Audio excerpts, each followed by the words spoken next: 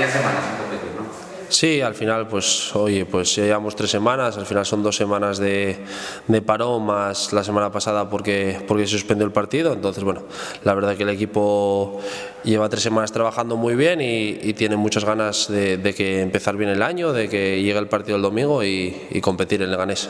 ¿Cómo estáis viviendo vosotros esta situación con el tema de los contagios? Porque bueno, hay mucha incertidumbre, casi tenéis que hacer pruebas a diario todas las semanas y no sabéis cuándo podéis estar disponibles o no. Sí, la verdad que bueno, ya vemos cómo está todo por la pandemia, entonces lo importante es la salud de todo, entonces bueno, la verdad que el club está tomando medidas, estamos haciendo pruebas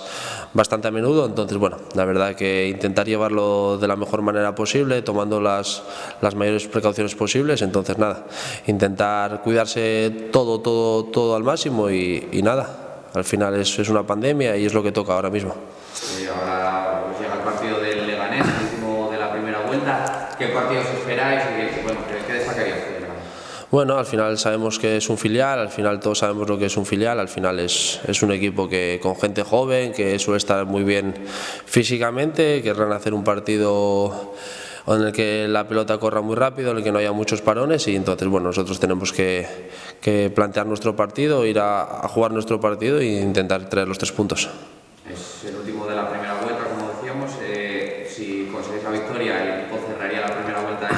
en playoff. ¿Qué balance haces tú a falta de este partido de la primera vuelta y de dónde crees que está el margen de mejora del equipo? Bueno, yo creo que nos queda la espinita sobre todo de ser un equipo más fiable fuera de casa, nos falta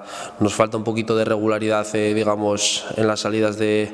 fuera de casa y yo creo que es lo que tenemos que mejorar de cara a esta segunda vuelta. El balance pues la verdad que puede ser que sea positivo porque al final si ganamos acabas entre los 5 primeros, pero yo creo que el equipo tiene mucho margen de mejora, tiene muchas cosas que mejorar y yo creo que un punto a mejorar es la regularidad y yo creo que cuando